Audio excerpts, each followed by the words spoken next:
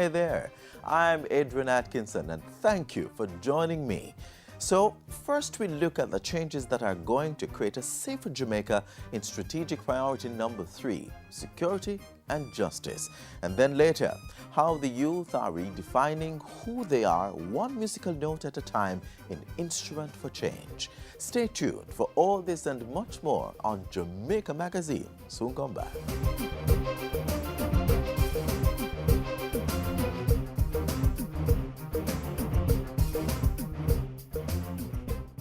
Householders, business people, school administrators, protect yourself and your children from the chikungunya virus. Be on the alert.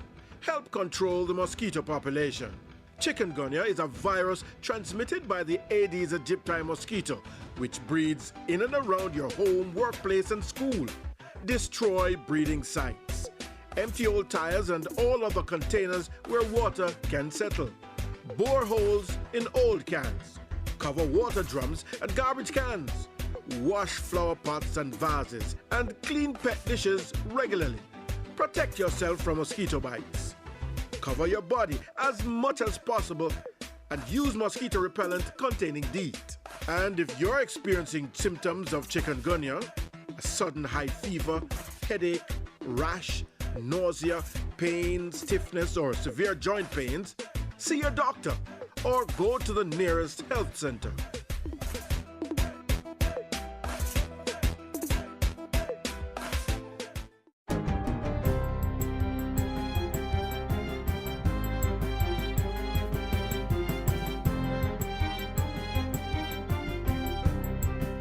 Good day, I'm Andrea Chisholm and this is your JIS News for Wednesday, September 24.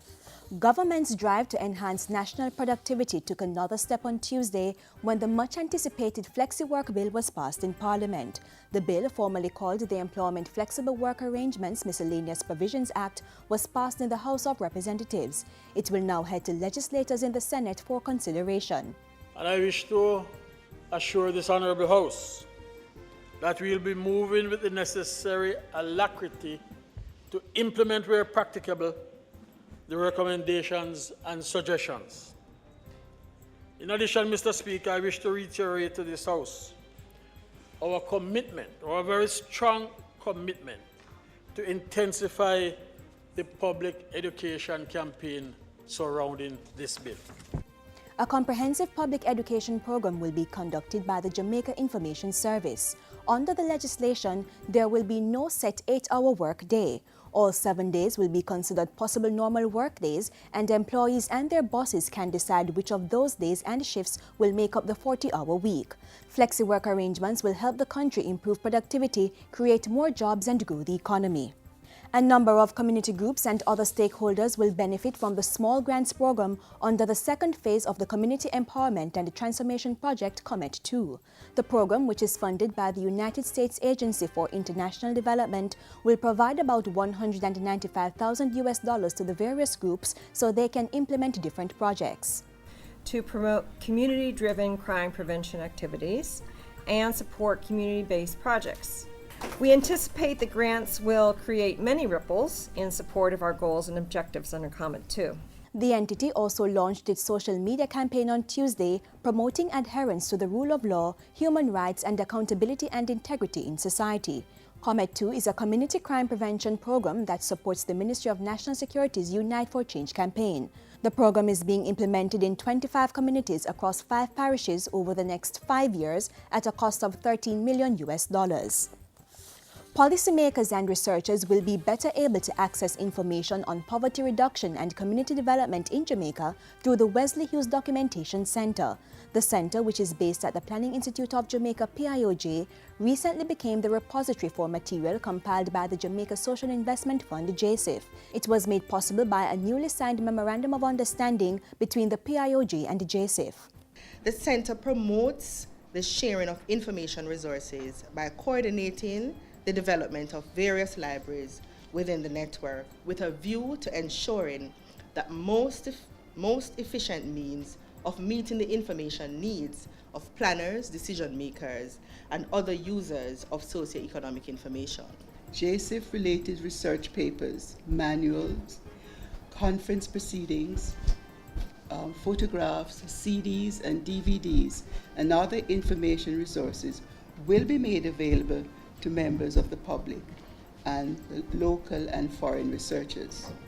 The Jamaica Hotel and Tourist Association is optimistic that the 2014 staging of the Jamaica Product Exchange JPEX will result in tremendous business for all local tourism interests.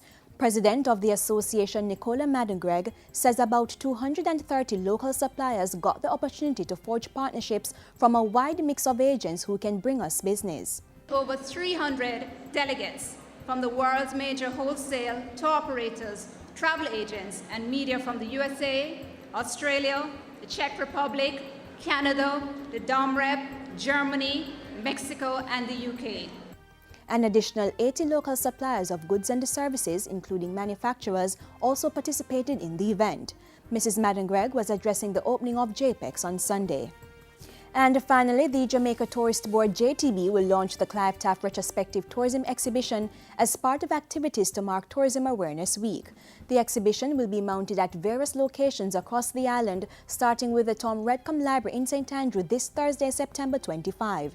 It's in honor of the late Clive Taft, who gave more than 50 years of dedicated service to the JTB and, by extension, the tourism sector. Tourism Awareness Week is being observed from September 21 to October 1 under the theme Tourism and Community Development. And that's it for GIS News today. I'm Andrea Chisholm. Thank you for watching.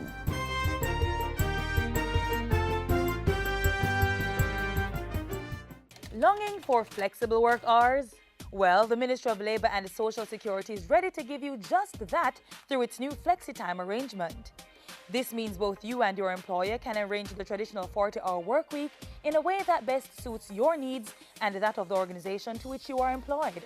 So expect a shorter work week, more family or business time, more jobs through part-time work opportunities, reduced traffic during peak hours, improved customer service due to varied opening hours, reduced absenteeism, and much more. So come on, balance work, balance life with flexi-time. The Jamaica Defence Force, through its various departments, is changing their approach to corruption and their relationship with the youth. How? Learn more in the upcoming feature.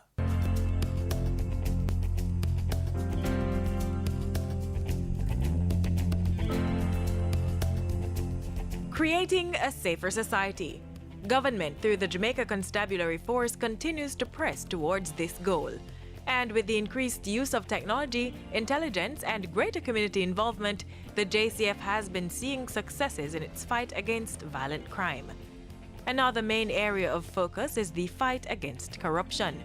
And by all indications, the police seem determined to tackle this issue across all areas of national life.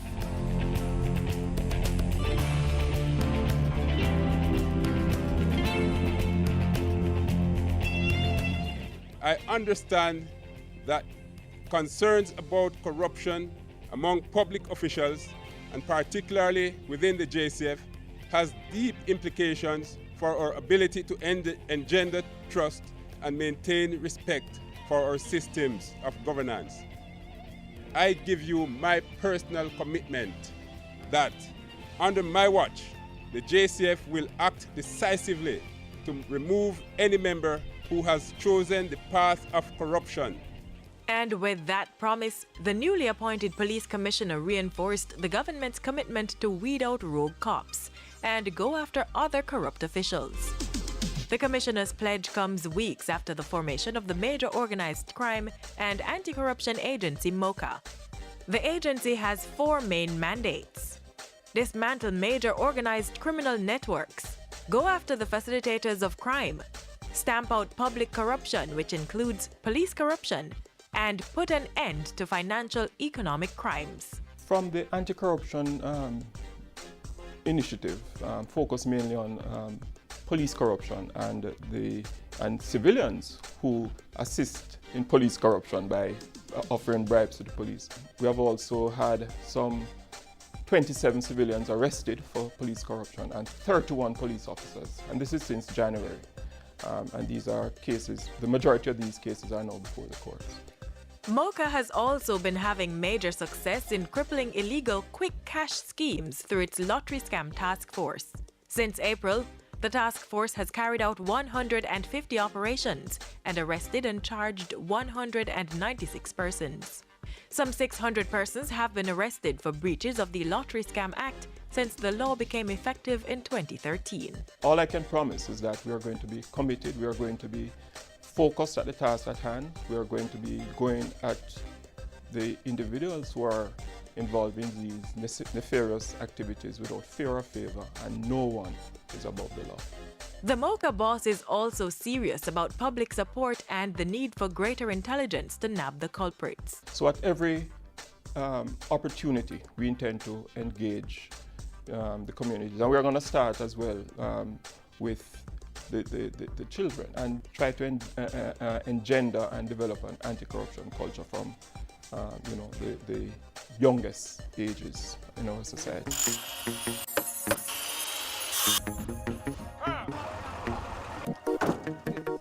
And while the police and MOCA turn up the heat on criminals, another branch of the security forces is actively working in communities to build relationships and develop the people, part of government's overall crime prevention measures. In addition to its role of providing operational support for the JCF, the Jamaica Defense Force has a long track record of social intervention projects. That work continued in 2014 with the JDF's Summer Work Program, a community outreach program, and a major input in the Citizen Security and Justice Program CSJP. During the summer, more than 40 National Youth Service participants were engaged by the JDF. This year we had persons working in communications and info systems. We have them working in culinary field, light office and clerical work. We had some persons working in the medical field as well. So it's very broad, and it helps to give that person not just a few extra dollars in their pocket, but also an idea of what a career in this particular field is like. The JDF has also been involved in the upgrading of schools, community centers, homework centers, and churches. One of the main ways the JDF is engaging communities is through the CSJP. There are over 120 persons involved in CSJP. This latest batch started in June or July this year. They're going to spend about 6 months with us.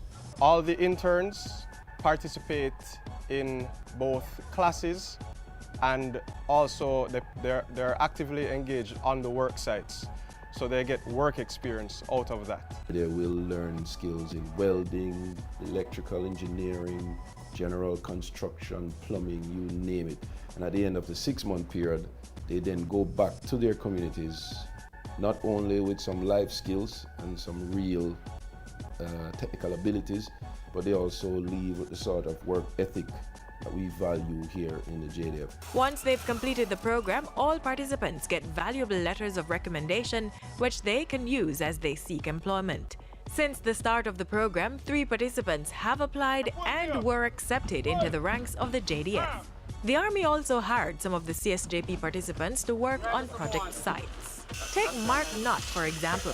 He is a former CSJP participant who's now an intern supervisor on the Lathbury Barracks construction site at Up Park Camp. Yeah, man, I will encourage all inner city youths to join this program because it will help to mold them to be a better person. You understand? Especially with discipline, make themselves more marketable, that they can get a job whenever time they please. If we invest in our young people, then it will be highly unlikely, or it will be less likely for them to get involved in negativity. Government is steadfast and committed to working with communities to rid the country of the scourge of crime. And it is doing just that by targeting young people, instilling good work ethics and positive values, shaping the next generation for a safer Jamaica.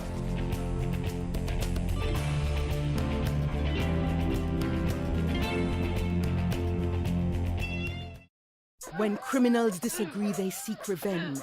Murder, arson, rape, whatever causes terrible suffering. It doesn't matter who gets hurt.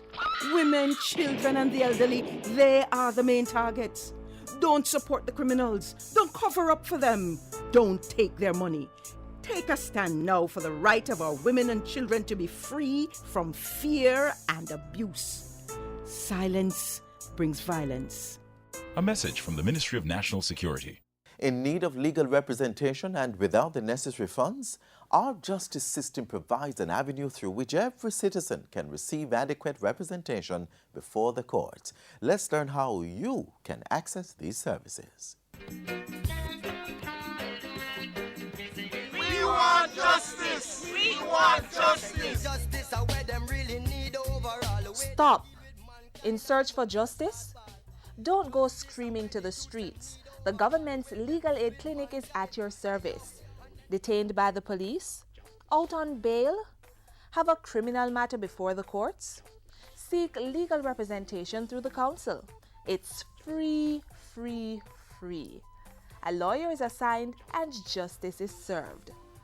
There are more than 300 lawyers on the legal aid panel, providing advice and court representation among other legal assistance. Legal aid is that program that seeks to assist Jamaicans in matters where they are held in custody. You are entitled to duty counsel if you're held in custody for any of these criminal matters: larceny, carnal abuse, rape, murder, manslaughter, illegal possession of firearm, shooting with intent, receiving stolen goods, and breach of copyright laws.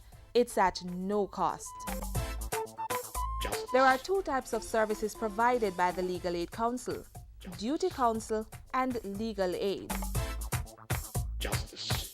At the early stages of arrest, persons are entitled to duty counsel. It provides legal assistance to persons facing police questioning or an identification parade. What about duty counsels who, when given a case to take before the court to, help you get off, they complain about wages that they receive, and more time you don't even see counsel for, 5 times you're in the court, yes, and counsels don't come and represent you, none at all. If that lawyer is consistently absent in a matter to be tried in court for which legal aid is granted, then we can revoke the assignment and the lawyer will not be paid, sir. You can ask for legal aid once you get before the court. Legal aid is provided for criminal trials, with the exception of some drug offenses and money laundering matters. Jamaicans are also entitled to legal aid if they have a matter, they have been charged and they have a matter before the court for which is to be tried. So you are entitled to be assigned a lawyer.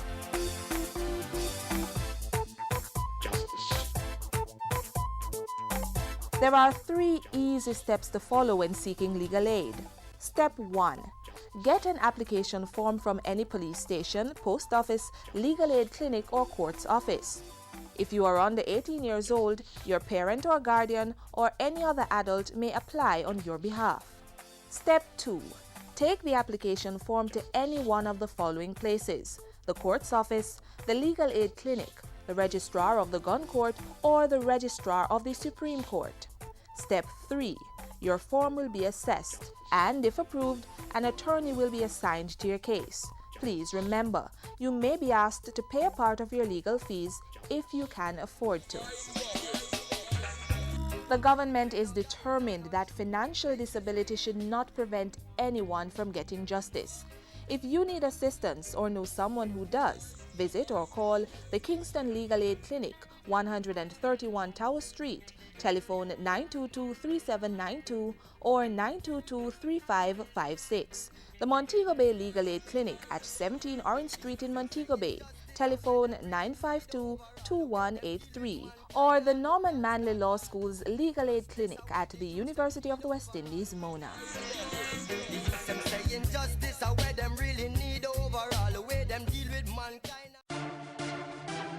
The JIS will be having its first poster competition. And guess what? It's all about our heritage. The theme, We Are Free. All secondary level students are eligible to compete, and the posters can either be digitally designed or illustrated. The rules are simple. First, complete an entry form online from the JIS website. Posters will be judged on your interpretation of the topic, originality, neatness, and presentation. Digital posters should include only the images from a collection accessible on the JIS website. Posters should be no longer than 11 inches by 17 inches. All digital posters should be submitted electronically through a cloud storage service such as Dropbox, SkyDrive, or Google Drive, while illustrations must be taken into the head office or Montego Bay office. Posters should be submitted by Friday, October 31, 2014. Please ensure that you keep a copy of your poster after submission. Yes, there are going to be prizes and surprises for the top 3 students and the top participants. Just in case you need more details to be part of the fun, call JIS at 926-359024, extension 2137, or email heritageposter@jis.gov.jm. Don't delay, get started on your poster now.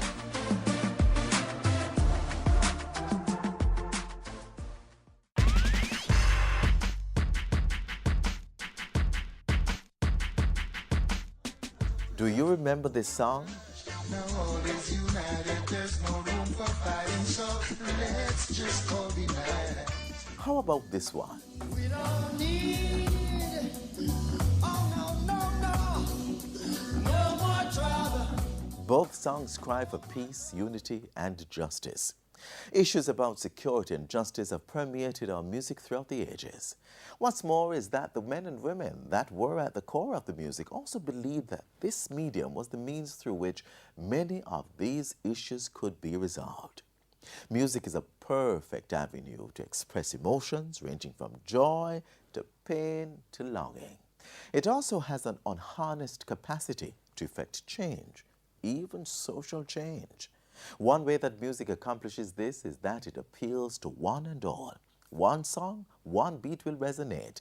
And when a song is learned by heart, it is repeated, building an identity and a unified front.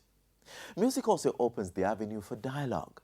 When it is played, people sing along, reiterating the message. Once understood, the content may become a major discussion point for days. And let's not forget the therapeutic value of music. It can create a rejuvenating change, stimulating you both spiritually and mentally. So, the next time you listen to music, reflect on how it affects you. And if you are a creator, reflect on the impact that you would like it to have.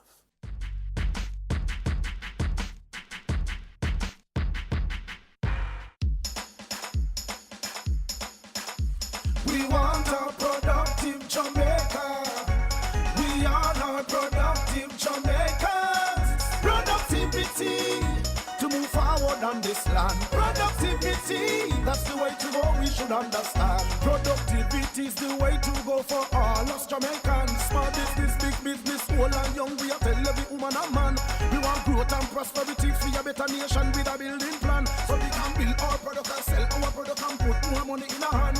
Our economy can rise to a level and build a better nation. Productivity to move forward on this land. Productivity, that's the way to go, we should understand. Productivity to move forward on this land. Productivity, that's the way to go, we should understand. Productivity. Productivity, Pathway to Prosperity.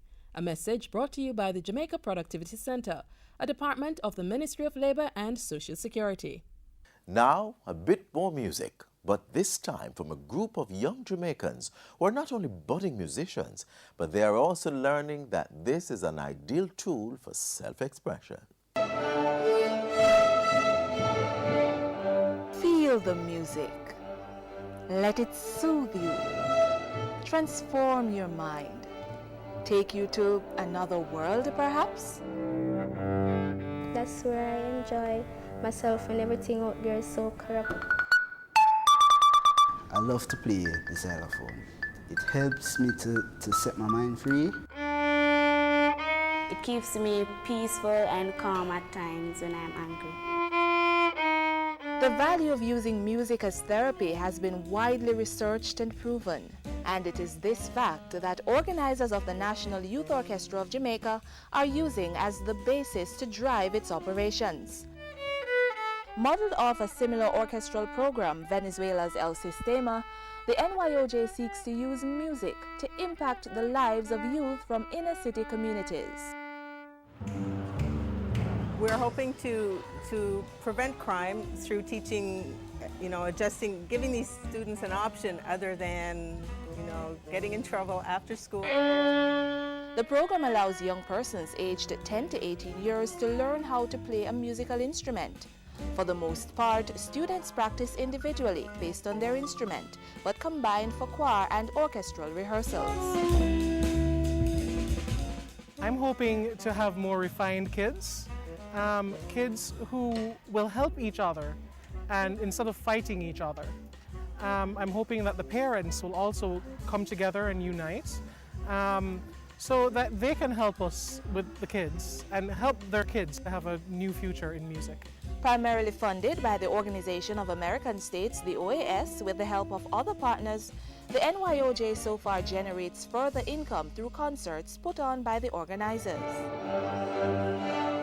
The OAS is committed to 2 or 3 years that they will pay half the salaries, and after that it's totally the NYOJ that has to pay all the salaries. Classes for interested students began in January 2010 at the St. Andrew Technical High School. Currently, about 50 youngsters are taking advantage of the tutelage. They are mainly from the host school, with others traveling from the St. Andrew, Denham Town and Greenwich Primary Schools, as well as Denham Town and Tivoli Gardens High. But just about any young person is welcome to join. It's absolutely free to them. They just show up. We do pay the bus fare to the students who are from other schools so they can arrive here and go back home. Classes are held Mondays to Fridays, 3 p.m. to 5 p.m. While the primary goal is to promote positive behavior patterns, there is so much more in store if students really apply themselves. It does help you to balance both sides of your brain so you will learn better in terms of math and English. It gives them a chance to learn a trade. That becomes as well an opportunity for you to work. And more in these countries of the Caribbean where there's a huge tourism market, people can get to have musical groups and then offer their services to this area. The organizers of the orchestra are hoping to broaden its scope and share its fruits across the island. You too can get involved and contribute. We're hoping to start at other centers, and then hopefully we have teachers coming up that can go into other cities in the island, Mandeville, Port Antonio, Montego Bay, but we need to get instructors to be able to do that, and funding to be able to do that. We are planning to incorporate sort of social intervention with a psychologist teaching us and then helping us to deal with the students as they have trouble. I think it's great because this is an opportunity that kids don't really get very often. Because if they have to do this on their own, they have to pay a lot of money. So to be able to play it free, it's great.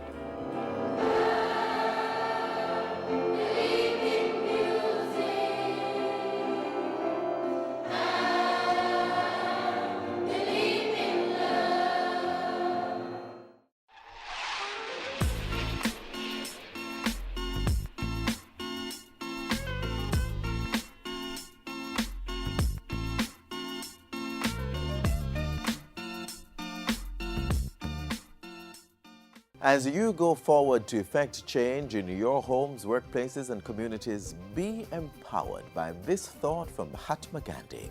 In a gentle way, you can shake the world. You can use our Facebook and Twitter pages to share with us your initiative for change. And please, do not miss out on any of our programs, which are always available on our website or YouTube channel. On behalf of the entire production team here at the JIS, I'm Adrian Atkinson. Continue to embrace each day as a great one.